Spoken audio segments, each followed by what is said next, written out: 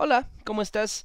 Muy buenas tardes. Hoy es domingo 24 de mayo y estamos en nuestro canal acá en YouTube y para la materia de sociología jurídica.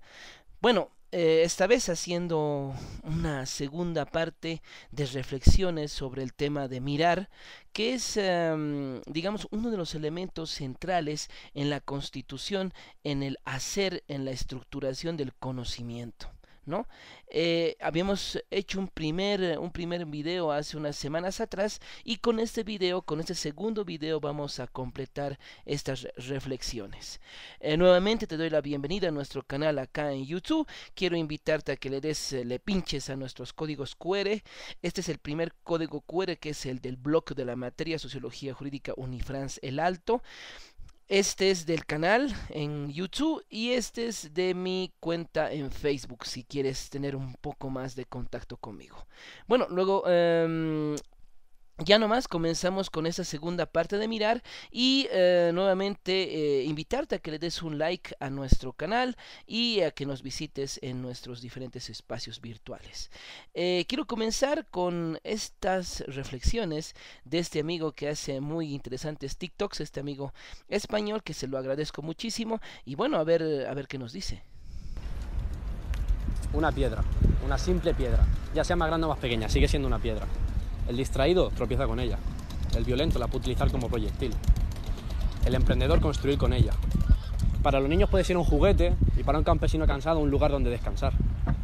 David mató a Goliat y Miguel Ángel le sacó la más bella escultura, pero la diferencia nunca ha estado en la piedra, sino en la forma en la que la persona ha visto esa piedra. Ya lo dijo Albert Einstein una vez, puedes vivir de dos maneras, como si todo fuera un milagro, como si nada fuera un milagro.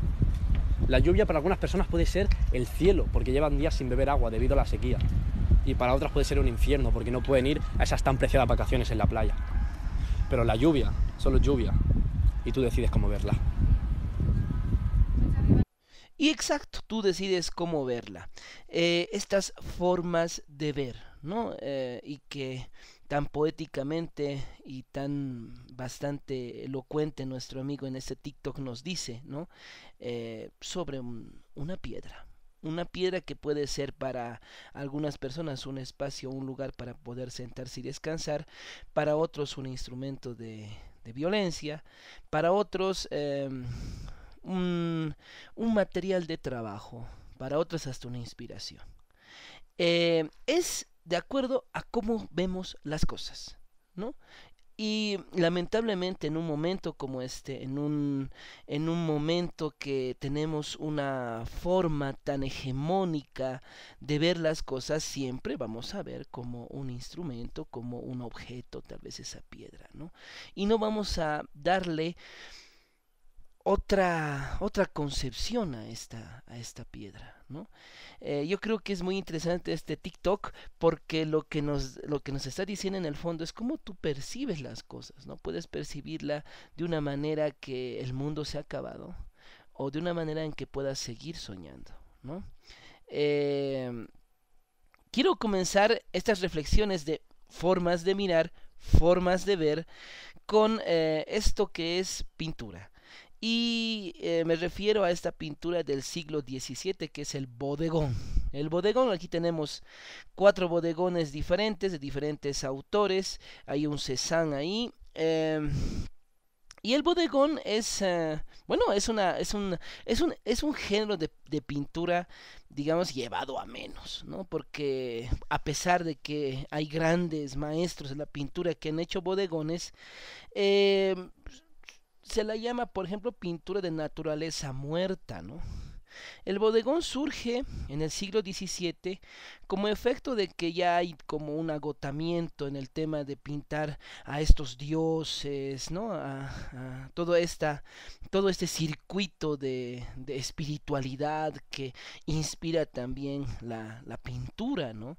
Entonces ese agotamiento de este arte de santos, de dioses, de mundos que nos deparan, digamos, va a generar a este estilo de pintura, ¿no?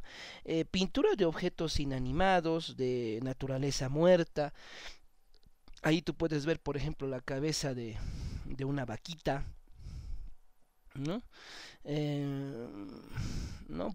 Entonces, eh, son sobre todo pintura donde se experimenta mucho la técnica, ¿no?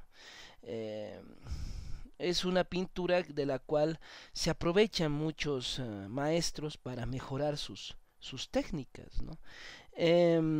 Lo que también se hace es de que, bueno, el bodegón tiene obviamente su desarrollo, ¿no?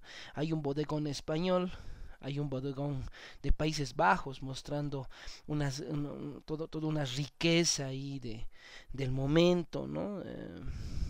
Mostrando la riqueza, las comodidades de una clase social privilegiada, ¿no? Lo que comen, ¿no? Esta naturaleza inanimada, ¿no?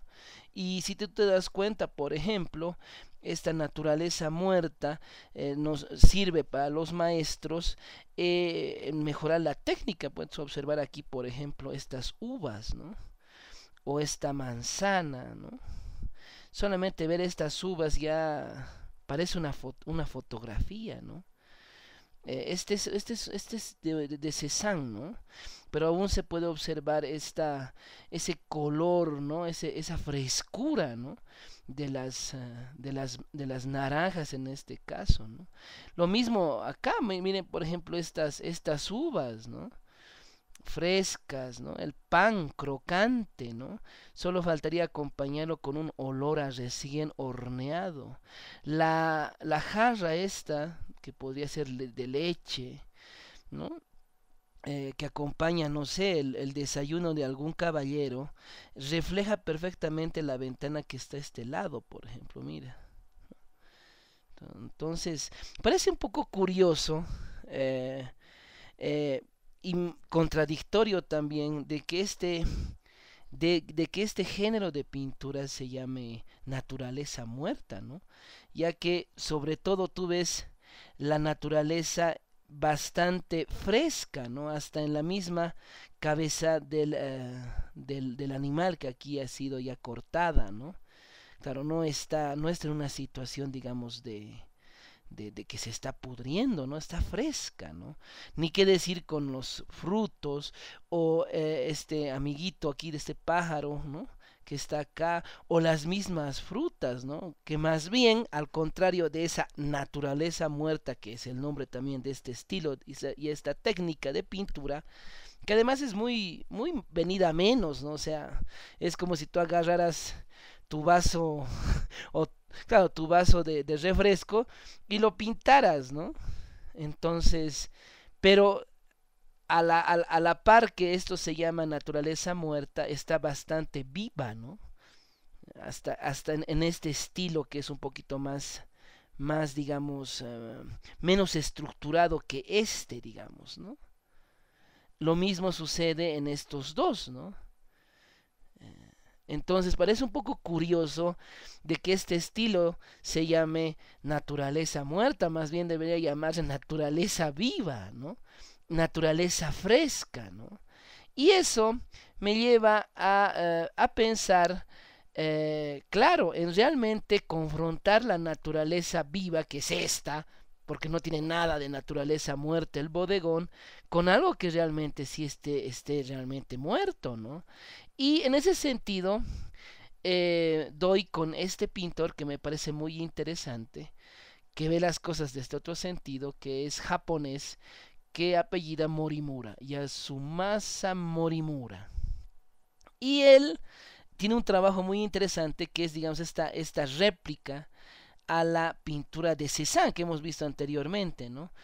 Pero si te das cuenta, las naranjas han tomado otro sentido, ahora es la cabeza cortada del autor, ¿no? De este Morimura, mira ahí.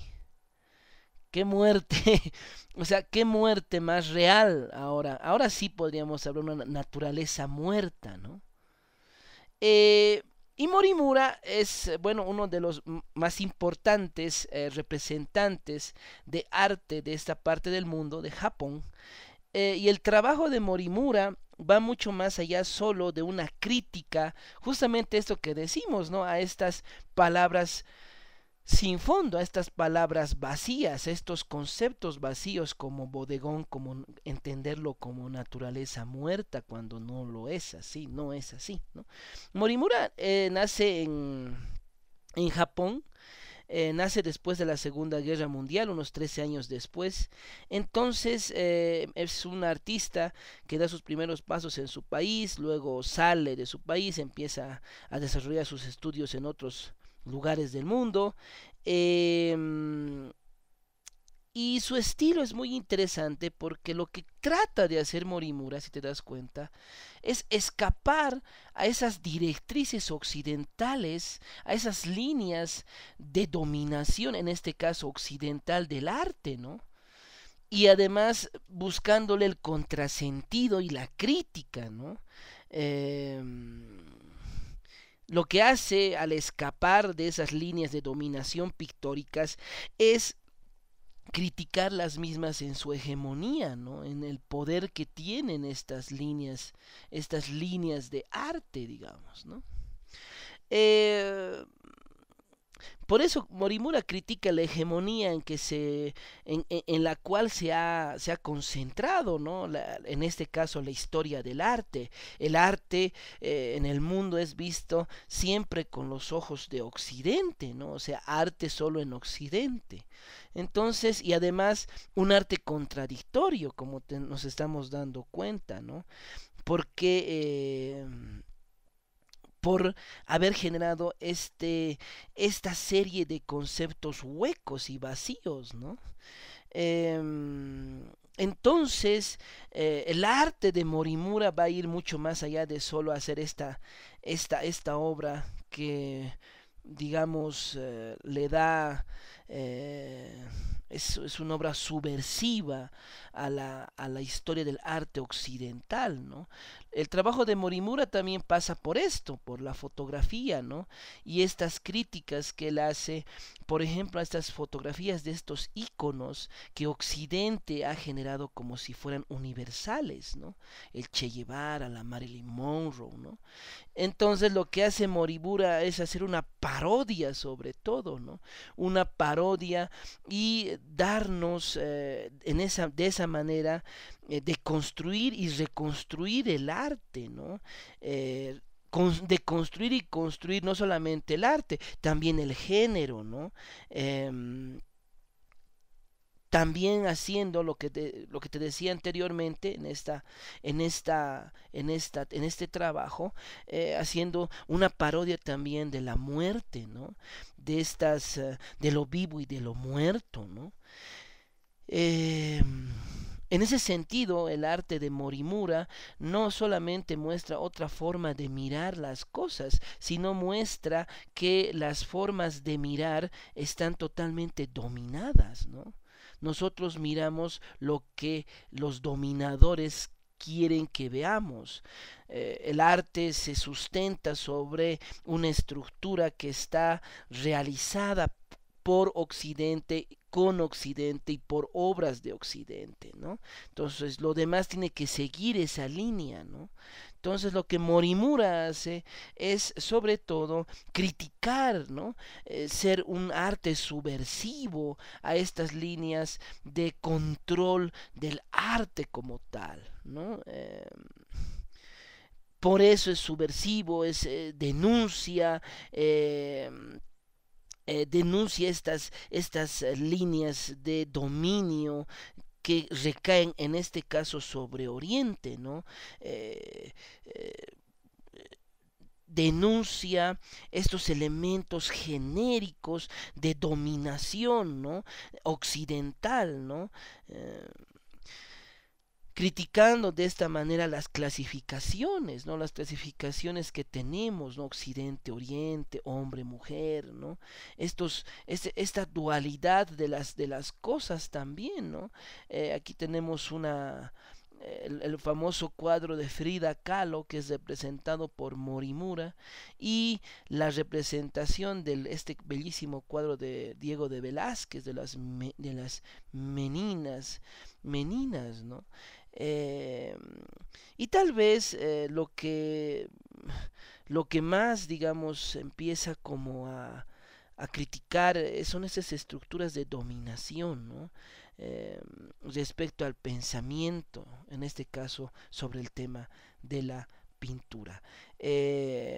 Para un poquito ir resumiendo, habíamos comenzado hablando de lo que viene a ser esto, que son los bodegones, como un estilo de pintura totalmente secundario, algo muy llevado a menos, pero que en ese llevar a menos, en ese no estar muy presente, en esas estructuras tan concentradas del arte, eh, y, y- y solamente ser una técnica de entrenamiento, claro que sí, de grandes maestros, nos está mostrando el bodegón elementos para poder criticar el arte desde lo más profundo de su construcción como elemento hegemónico de que viene desde un tipo de sociedad, en este caso las sociedades occidentales. ¿No? Es como en el primer video te decía, algunas veces nosotros cuando vamos a un museo nos impactamos porque todos han visto este cuadro, todos han visto y admiran este cuadro, pero no estamos viendo que los cuadros pequeños, esos cuadros que pueden pecar de ser solo, digamos, cuadros de práctica, de cierta técnica de los maestros, pueden darnos muchos elementos para poder ver las relaciones de poder, las relaciones de hegemonía de poder, ¿no? Y cómo, en el marco de hacer un análisis, regresando a nuestro video, eh, el bodegón nos lleva, por ejemplo, a la obra de Morimura, de este japonés que actualmente vive, y cómo con Morimura podemos ir como